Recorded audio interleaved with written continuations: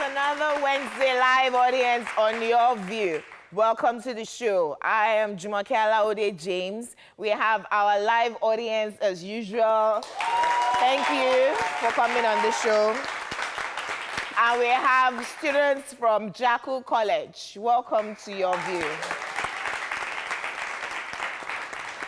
I never do this alone. I'm here with my co-host. How are you, ladies? Good morning, everyone. How are you, Tokwe? I have on a very fake smile, but then I'm actually happy. I'm grateful to God. I watched yesterday's repeat, and I think that considering the backlash we got, it wasn't a bad show. I don't know why we cannot take, some people cannot stand having differing views being heard. It's okay for you not to agree with someone. It's okay for someone's opinion not to be the same with yours. Listen to what they are saying, express yourself, and that's all. What amazed me the most was the amount of ignorance. I mean, you can't have a smartphone and not be as smart. You could easily have Googled that 197 naira to the dollar was the official dollar rate in 2015, 2016. Also, Akinwumi Adesina was appointed to the board of the African Development Bank on May 28, 2015. It's on Google. You just needed to research it. You don't have to display so much arrogance and ignorance, you know. I was very busy throughout the whole day when I saw that. I was going to say thank you, ladies, with the very tough Wednesday morning banter. Please, how was it you were saying? I had a good meeting yesterday, so, you know, I wasn't so bothered. Nima, how are you today? So yesterday has gone. Today is, and I'm continuing with my fast, so I wanted to talk to the fasting Muslims this morning. That sober moments, a lot of givings are happening, and I wonder where all this money is where. If you see the way Muslims are giving, I keep getting account numbers. All my friends are in one charity or whatever this month. After the fasting, please, let's continue.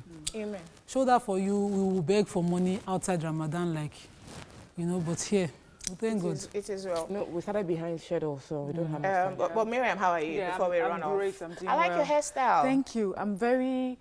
I usually don't do anything risky with my hair, so I'm trying to do that. Be more adventurous. Yeah, be more It adventurous. looks I'm good. happy that you like It it. is attachment. Be Thank you. adventurous. I Thank can't try it.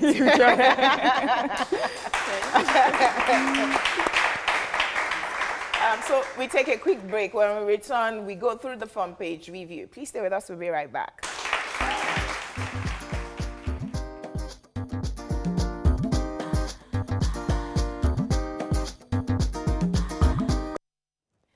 Thanks for staying with us. So front page review this morning, we're going to start with the Nigerian Tribune for obvious reasons. Major headline, power supply. Nigerians now using generator sets less, says President Buhari in his democracy speech yesterday. There is disconnect between what government says and what people feel, says Onoyekan. Workers may not enjoy new minimum wage this year, says the federal government.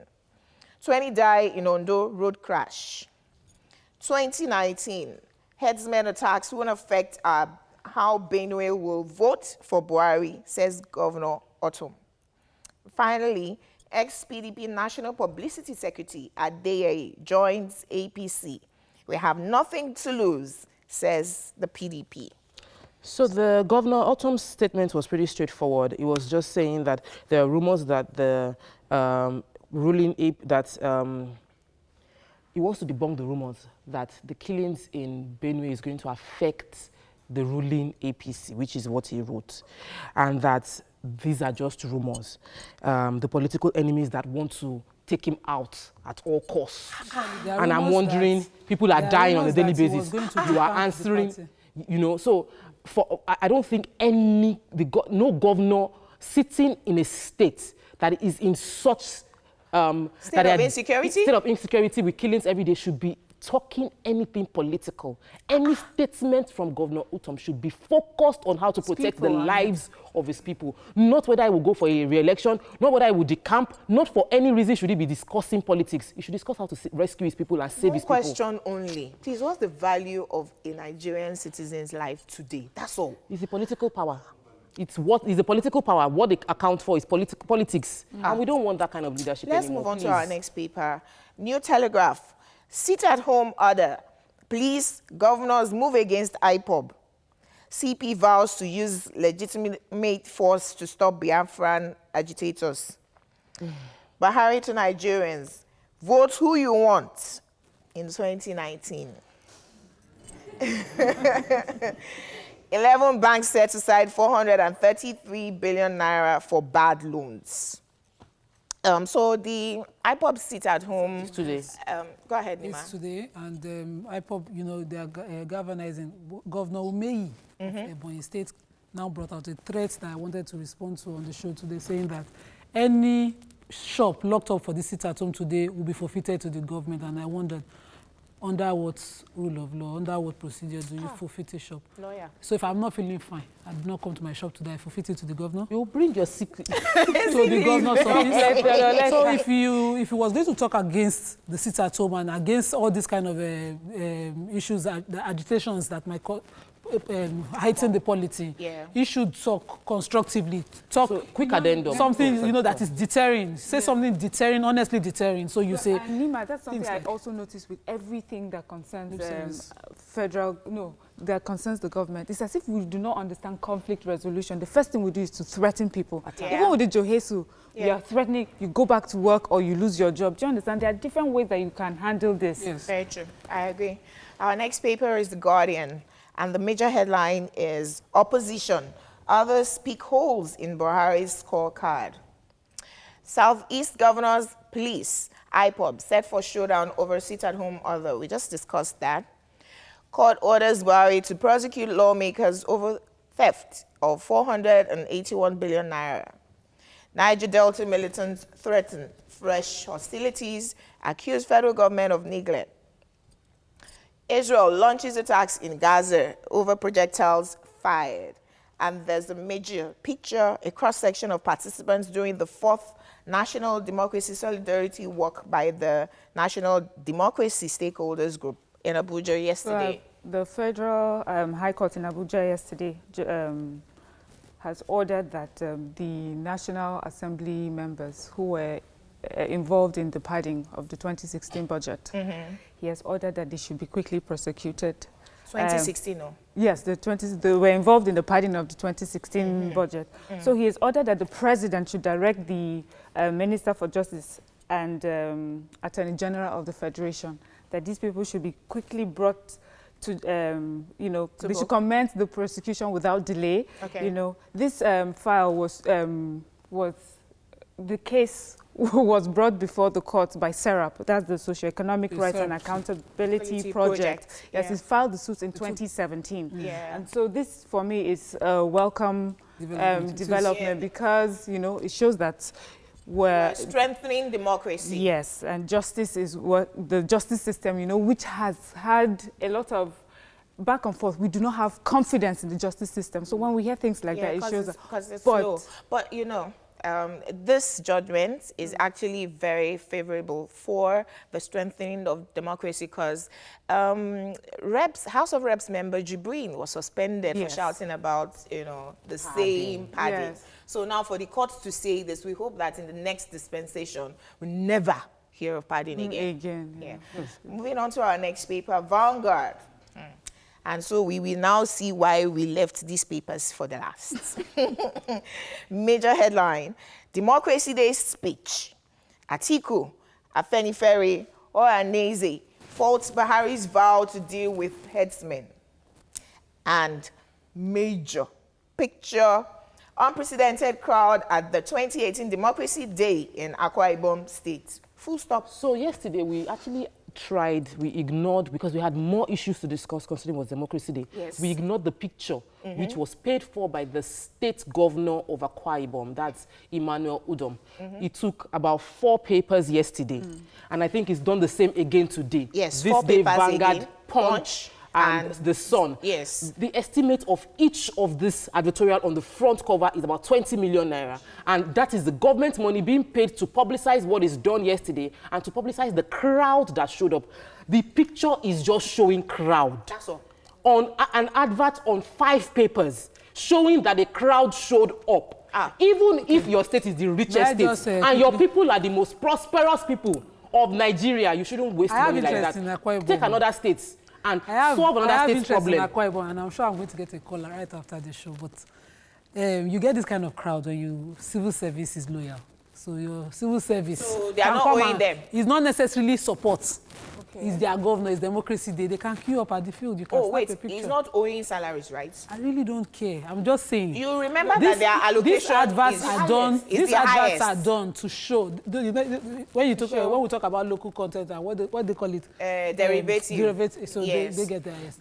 But when you talk about crowd showing support, it doesn't necessarily mean that you're being supported. You're taking adverts that will cost you almost 100 million to show. If he was in Lagos, Omaron Ankara now, you know. Okay. So that's not support. Moving on too much quickly.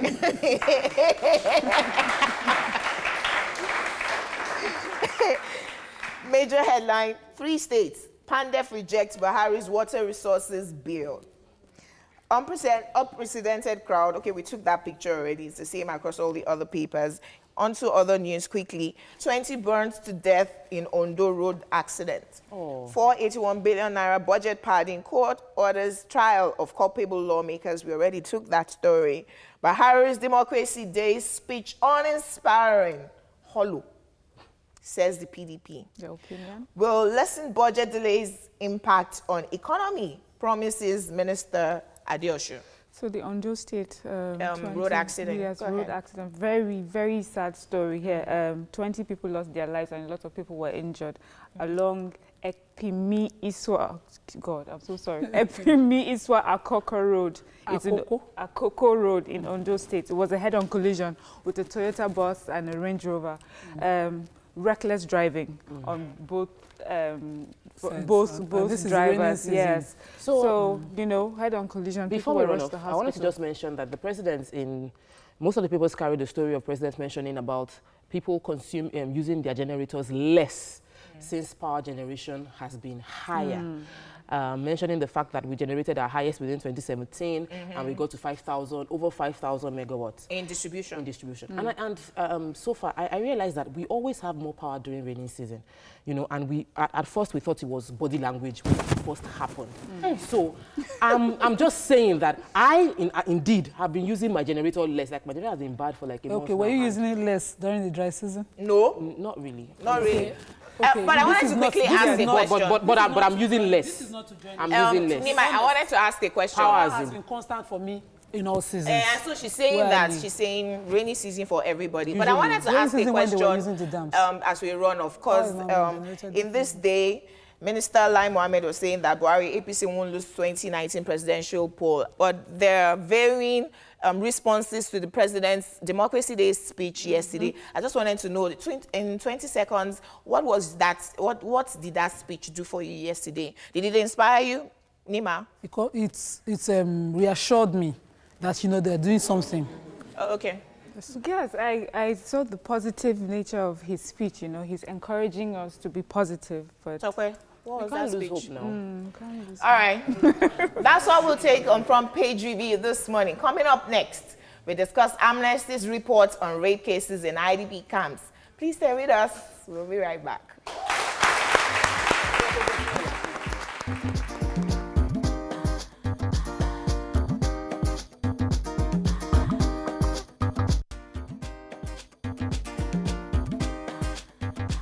Stay tuned. Your View will be right back.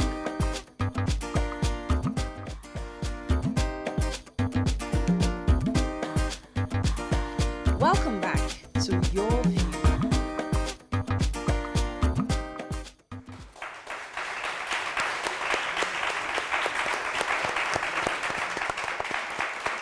Thanks for staying with us. According to Amnesty International's reports, thousands of women and girls who survived Boko Haram violence in the northeast are being abused by the Nigerian security forces. The report also stated that women were separated from their husbands, confined in satellite camps where they were sexually exploited, sometimes actually in exchange for food. However, the federal government refuted this claim and said it isn't true. What are your thoughts on this? To give us your view, please call 07080668014 or tweet to us at TVC Connect. Please hashtag your view TVC for us to be able to read your tweets. Okay, so we have our correspondent in Abuja on the line. Hello? Hello. How are you today, sir? Good morning. Good. Mr. Kolomi, so please tell us what is happening at the IDP camps that you have visited. Well, I'll be able to talk to some of these women and girls, and they actually confirmed that they've been confronted severally by these security men who actually talk to them in such a way that they feel they are being protected because they are the managers of these camps, and they feel secured when they come close to them. But along the line, they are actually being used after some time.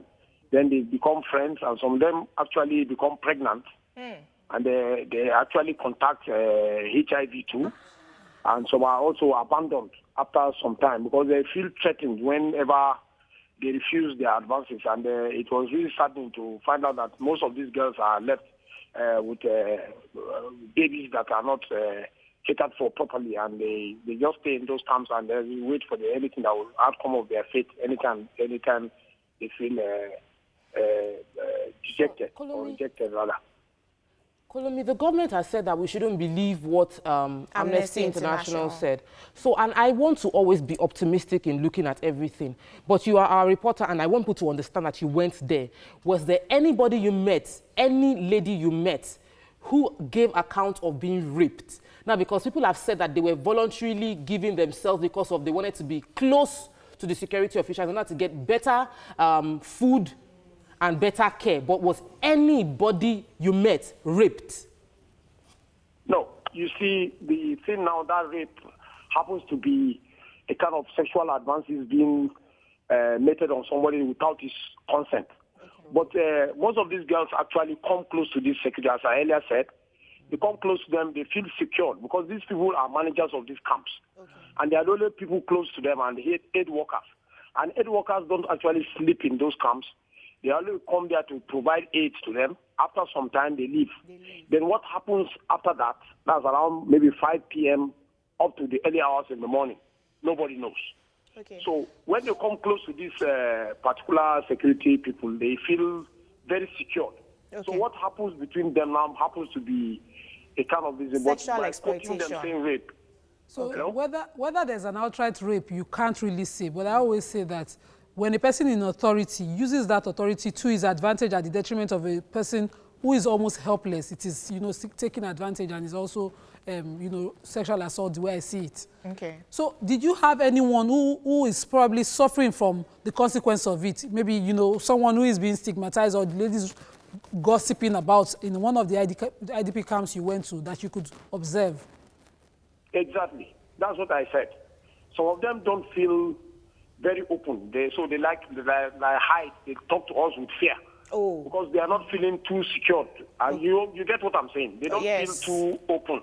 So they will try to tell you, but they are not too sure. They won't put any finger at anybody, but I know that thing exists. Because when you ask the little girl, she has been in the camp for 4 years, and you see her with the little baby, where the father, she will try to tell you the father is around. But she's not too sure. Where? Because she actually conceived that pregnancy through one of the people around. But she will not point a finger at either a policeman, a civil defense man, or the civilian JTF. But I know those things exist. Okay. So I have I have one more question. They talk about starvation in the camps, and that some of them have said that because their children are starving, they find themselves having these sexual relations with these people. Do you see starvation? Are people hungry? Is there? What do you see? Yeah, actually, the government used to provide food to them, but the food is not enough. Okay. So it depends on an individual either to make ends meet or to just manage what he's been given. So that starvation to that malnutrition level, I think, is not that true. How engaged are the women at the camps, Kolomi? How engaged are they? Some of the women should have small businesses they do, some things. Do you see such activities around, or they're completely waiting on government? Yeah, there are little, some of them just, we don't call that one business, but in a way, in a small scale level, you mean within their reach is a business, because some of them go out to fetch firewood along the way, some of them are being even attacked. Wow. Because when they go there, they attack and they just come with small firewood. They come into the camp, sell for little money, and they just try to buy 1 or 2 provisions to actually make ends meet. Thank you. But it's not that full-scale business. Only the male IDPs are actually into proper business because they actually go out and go into do menial jobs that they use in sustaining themselves and their families within that camp. Thank you so very much, Kolomi, for giving us, an eyewitness accounts. Thank you so very much for coming on the show. It means that, and I saw some ladies on international media who were saying they were actually raped. Yeah. So he cannot verify that. So the federal government has denied that anybody is being taken advantage of like that. But I'd like to hear your opinion. Yeah, I know, Jumoke, there's this thing about rape. People don't like to come out and talk about rape, So you find that a lot of people get away with that crime because the victims do not want to be further shamed for being raped. But most importantly is that the Nigerian military, for across the world has been known for its performance in peacekeeping, highly, stellar performance in peacekeeping. Yeah, but we have a lot of foreign children. But in the past 1 year, the Nigerian military has been dragged through different sorts of allegations of criminal activities. I mean, and unfortunately for them, in this case, it's not T.Y. Danjuma, who you might or might not like. This is an international organization saying that this is what you have done. We have seen videos, as you have said. These women have come and they have spoken. So to just give us a blanket denial and say, it is not true, that is wrong. And this report sounds believable. All across different kinds of wars, we know that war crimes are being committed, that the very people that are meant to protect you are the ones that abuse you.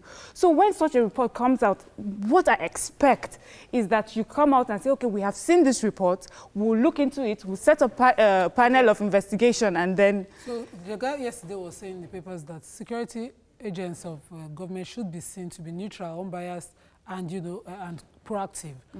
When this report was made, I had a problem when I took it on the front page of the papers because I have had an experience with someone from the Liberia peacekeeping mission of Nigeria. A woman lost her entire family and ended up with a man who abused her while I was a young girl. I saw her. He brought her back home. So I don't want to imagine a Nigerian in their own country being a casualty of war like that. And this is the kind of report that Amnesty is making. I would love that, the federal government and now the security agents around should be neutral, unbiased and proactive. Investigate it. No matter whether, because there are claims from federal government that these are one report being recycled. So please. So if you, when they mentioned that it was one report being recycled, my immediate response was, if the same thing keeps on happening, we'll keep on recycling the reports. But I wanted us to talk of what we think may be solutions. We're not military people. We may not have the right answers. And in that, I can just imagine you've escaped Boko Haram. Your husband has been killed. Your young son killed. Now, to get food on a daily basis, you have to befriend or be raped by a military official who is supposed to take care of you. What can you do to help yourself? So there's a human beings, some psychologists, some evolution experts will say that there's very little difference between a human being and an animal in some certain circumstance. They will behave like an animal. And what guides us from becoming animalistic in our behavior is because we've set boundaries and rules, and we have empathy and we have emotions. There are constraints around us. So we must heighten... Then there's punishment. Yes, we must heighten those constraints around people, because where there's nobody watching, I'll do what I want to do. I'll see a girl I'm eyeing and I would reduce her ration. I'll threaten a little bit and let her come to me. She can't say she was raped because she came to me. But when the same man that cannot control his pee in Nigeria gets into America and looks for a toilet. When So every man can control himself. Every person can stand in authority and be unmoved by what he's seeing if there are laws upholding it. So what I want as a solution is for the military to not just say, this doesn't happen. We have now a media house in Nigeria and a reporter from Nigeria saying, I went there. They told me that there was unfair advantage taken, and there are people that have children with HIV. So that means that you have facts on ground by unbiased Nigerians. Please look into it. We're going to look further into this issue when we come back, but we have to take a short break now. Please stay with us. We'll be right back.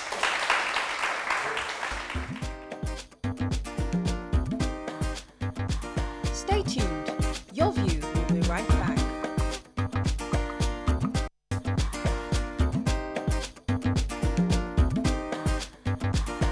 Welcome back to Your View.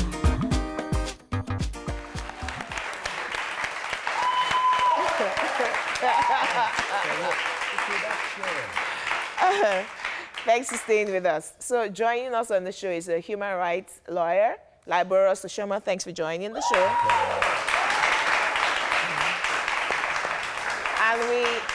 And we have right now on the phone the country director of Amnesty International, Osai Ogigo.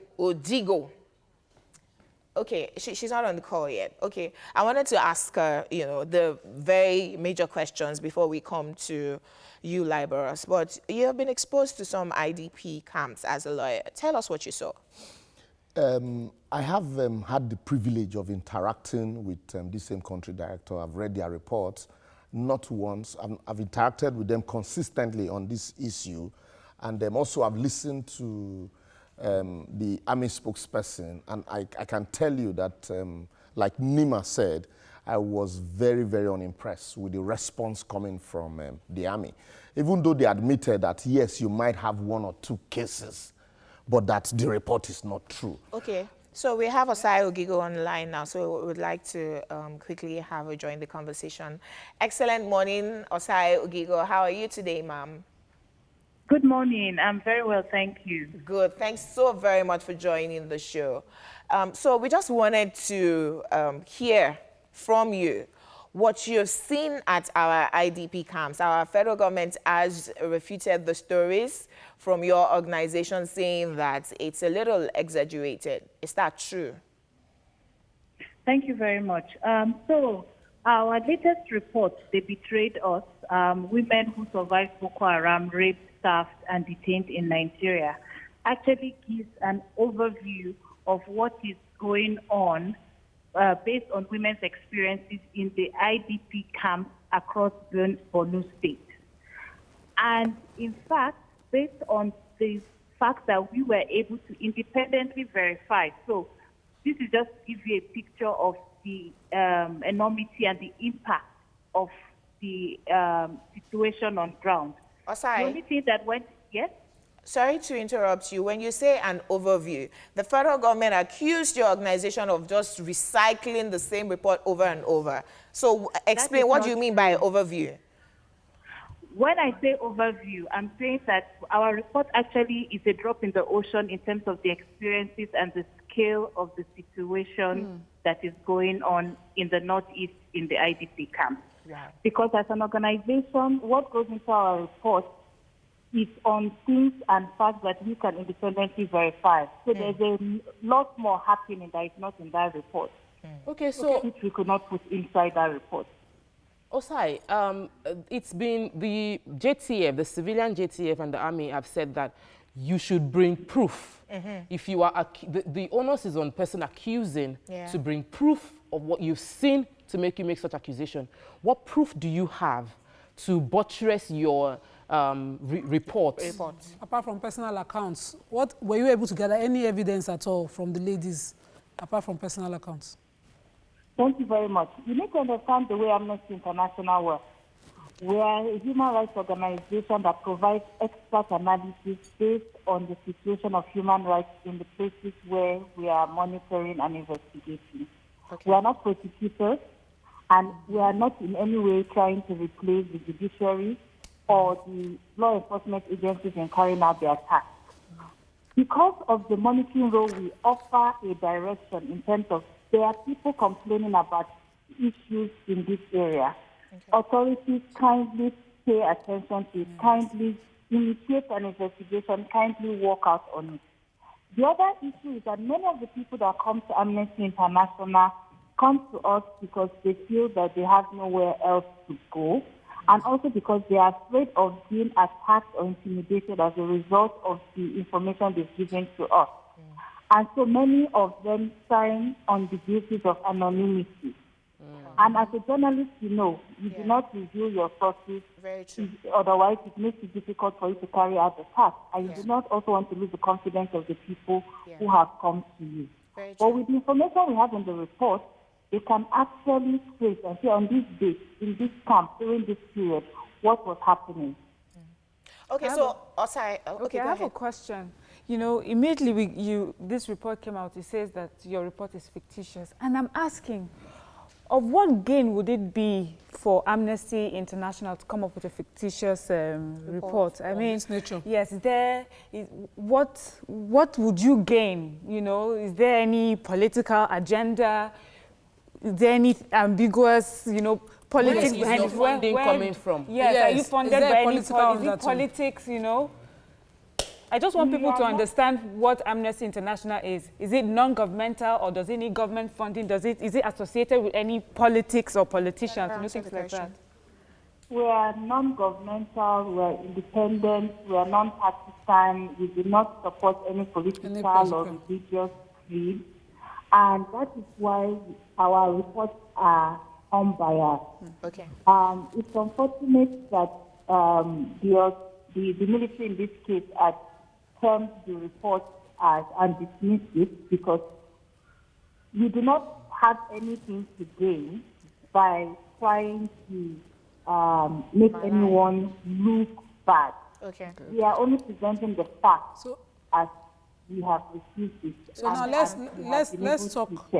let's talk humanly. How are the women coping with these abuses after your investigations? Are they able to cope with life, continue living, or are they just existing? Are they helpless, hopeless, just existing now because of the abuse? What's the quality of life after your report? So our report only came out last week. So it's too early to say whether there's been a change between Thursday and today. But what you would find is that the situation slightly improved in terms of the food assistance people receive from July 2016 to date. Okay. But the situation of the camp is still dire. Wow. People are still hungry. Sometimes the aid don't come when it is due. And the risk of sexual violence and exploitation is always there.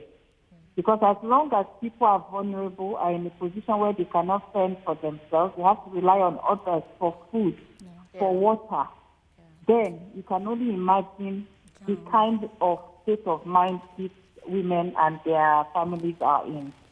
Thank you so very much, Isaiah, for joining the conversation. Have a fantastic day ahead. So back to you, Liberus. I know that you're already privy to the information Osai just shared with us. She mentioned that they're not a prosecuting, you know, they're non-partisan. Our duty is not to, you know, join issues with any government. So, and they're there to provide information so that the government goes in there to investigate. These are the allegations from women, but rather our government has come out to refute the stories. What are your points of view on this? You see, that's why I said that's my problem. As a human rights lawyer, I get reports of police abuses daily. Mm-hmm. And then I collate these reports, I present to the appropriate authority, and I say, please set up an independent verification exercise like they do in saner societies. You can even disguise as some of these IDP people, go into the camps and actually ascertain on-the-spot assessment. And then the next thing you say, no, you are out to discredit the police. That's simply what is happening here. It's been a consistent approach of government, not just this administration, to issues such as this, the first thing we do, we'll just condemn that report outrightly. So the thing is, we take criticism as an attack Yes. on our person. Yes. And that is, it's happened between me and Abikadabiri. I was saying that we're not attacking your person. We are saying this situation is ongoing. Exactly. Can we deal with the situation as opposed to thinking it is an attack on my government, it is discrediting my position as a person, and just deal with the situation? But see, those people that are in that camp are still there. They don't have any other option. Amnesty can make the noise. They cannot even verify if there's been any change between Thursday and now. What can we do with this platform that we have now to engage people to make something change for those people that are in the IDP camps? Fantastic. First and foremost, we need to understand these are what you call the echoes of crisis. When it happens, the women and children are the most vulnerable. Yes. You've seen women, a woman who passed through labor 6 times, you watch 3 of your children die before you for lack of food. You will sleep. You understand? The trauma, it's indescribable. And so, in situations like that, as Nigerians, you need to visualize this thing for you to know the impact. These are not Afghanistan. Or Sudan. These are Nigerians. We are lawyers, and I think the definition of rape is what is informing how we react to this. Let me drive it home so you understand. It's very broad. You said something very instructive. Somebody who is vulnerable and you're watching your children dying, and somebody comes to you to say, if you were dating me, or this wouldn't have happened. Of course, it'll be voluntary. At that point, he has no consent to give because he would want to save the remaining children. These are the issues we are dealing with here. Because why Kolomi couldn't find anybody that could say they were raped because they were not raped. Which is why I'm going with this question. And then, secondly, the other issues that need to be investigated is some of the women, they go out to fetch firewood. When they go out to fetch firewood, find out also from your reporter, why is it that some will be allowed, others won't be allowed? You need to find out from your reporter that also. Why is it that you allow some and you don't allow some? Those that consented naturally will be allowed. But for those that refuse, it's okay, since you refuse me, I won't allow you. And so that's why you see some of them. The information sink. I'm a little traumatized. We'll go on a short break. Please stay with us. We'll be right back.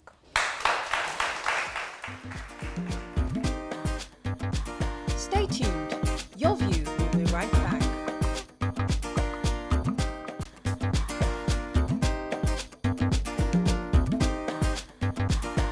Welcome back to Your View.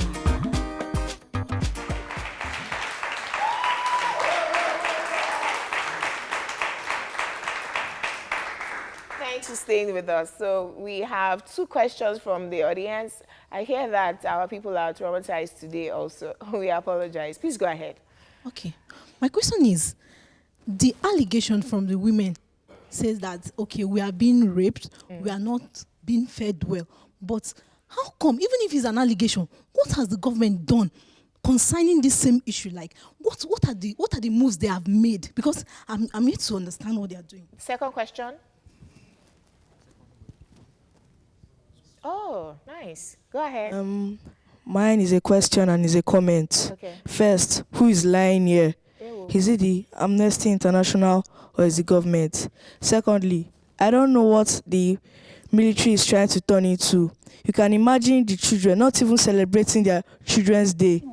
They just survived the recent or past Boko Haram attacks, coming into the IDP camps thinking that they will be secure. The same people that are trying to be securing them is the same people that are trying to be raping them, giving them other guarantees of what is supposed to be happening. And I don't think it's supposed to be safe. I don't think this is what's supposed to be happening. Thank you so much. Thank you. Go ahead, Nina. To add to this question, because I fear that our interpretation of sexual abuses is what is giving us a problem here. And abroad, they've gone past this. So a person in position, like you're trying to portray, a person in position who takes advantage of a vulnerable person to get sexual favors has abused this person. Is it that we need to sensitize government on this approach now, or that they're already, you know, doing something about it? Do we have anything that we can do to make government see this picture? That this is sexual abuse, whether or not the women got food in exchange for it. They were brought to that level, in dignity, dehumanized to that level to do that. Do we need to redefine our definition? No, it's already in the law statutes books. The comment by this young boy brought tears to my eyes, and I imagine my children in such circumstance. It's sad, and you know, and now you're saying, oh, if the woman, because the woman, you know, who was helpless, who had no consent at that time, because she volunteered or she consented to your demand, and so it's no longer assault. That's assault of the highest order. And you know what, let me just even add, you know, I watched that video, and the women some of them spoke in Hausa, and the women still have such a strong belief in the government. They were saying things that because we have done, we are coming together as women, we've suffered enough, and so we have decided to use our voices. We have come together as these women so that the government can help us. These women actually believe that the government will watch this video and help them. Because imagine the what they government will is doing something. It is the management that is the problem here. Please quickly answer, if you can answer this question. Is it legal? Is there any law within the military that prevents that there's a punitive measure against any military officials caught having sexual relations with anybody within the IDP camp? Is there a law against it? Yes. Fortunately, as a young boy growing up in the army barracks those days, even in Keja Cantonment, Nikoho barracks in Auchi, even, do you know that in extramarital affairs, those days in the barracks, if you go to report to the RSM, your wife goes to report to the RSM, you will be summarily dealt with at Porter Guards. So that was the military that we grew up under, that we knew. But these days, even the military admitted that some people, they might have 1 or 2 cases. So it is illegal to exploit people that you are supposed to protect. What is happening here is sexual exploitation. Sexually assaulting the people that you are supposed to protect under the guise that they consented. What made them consent? You deprive them, and then that thing that ordinarily is theirs, you promise them in exchange. Should food be shared by the military or social workers? No, they're not the ones sharing the food. Reporter, he says the aid workers leave the camp in the evenings, and so they are left. The people are left with the military overnight to protect them. And so in what happens from that 5 p.m. till morning, nobody can. So in cases like this, the only way you can find out the truth is if you also now, in conducting your independent verification, you stay overnight. You stay overnight. And in some cases, you now try to, do intelligence gathering. Pretend to be one IDP. You see FBI undercover. What do we call undercover? Let us take tweets and then do solution. Go ahead with Rashid Iteba Lume says, we take Amnesty report too seriously. Western world don't want our peaceful existence as when achieved. Did they hear they will be jobless. I'm amazed. Kayode Kaka says, your view, wars generally anywhere breeds such serious evils. Women voluntarily use themselves in such circumstances for favors. Amabola on Babs says, away from sentiments, the military guys equally have feelings. They have emotions. They feel the urge to copulate. Many of them have been away from their families for years. How do we help them here? Because they are also humans too. Can I quickly answer that question? Can I? Please respond to that last one. Let me answer that question. What usually happens, in such circumstances, what the military, or like what's happening now, when you send a soldier to such places for 6 months, ordinarily what happens before, or in other societies, you change them. Yes. You change them so that, some can go home to his wife. Yes. To their family. Yes. But the situation where in some cases, because they want to punish some of them, if you make noise, now I send you to Borno. So I have had cause to interact with some of these soldiers. At a point, I was representing some of them who had to abandon service because of the crisis also that they had to face. We're running in some off of this. now, and So I there don't are want us issues to end off with just the problems. Solutions. Yes, What are that's the what I'm legal saying. implications of everything we're mentioned today? Whether we believe Amnesty International or not, even your reporters confirmed, the facts are there. These are our people. So solution. And so it is high time the government also find a way of looking into this problem, because when people shouted about food shortage, government looked into it and addressed it. So there's need for government also to do independent. Nobody's saying take the report, hook, line, and sinker. Go and do your own investigation. Just the same way you sent a reporter to this place. Do your own independent, unbiased investigation. So, because the essence of government is the security and welfare of the people. So that you'll be able to protect these people and give them the necessary welfare that they need. Otherwise, we'll just be treating the symptoms and living in denial. And then also, you find out that these are international organizations.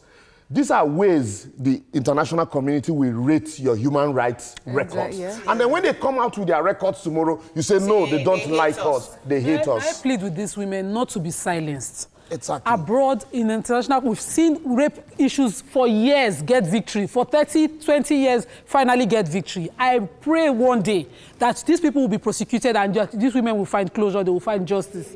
So please do not be silenced. Continue talking about this. Thank you very much, Liboros Oshoma, for coming on the show. A friend of the house, we're always happy to have you. Thank you, our live audience, students of Joko College. Thank you so very much for coming. I was wowed by the young man's contribution. Your teachers are doing a good job. Thank you for watching. We'll see you tomorrow.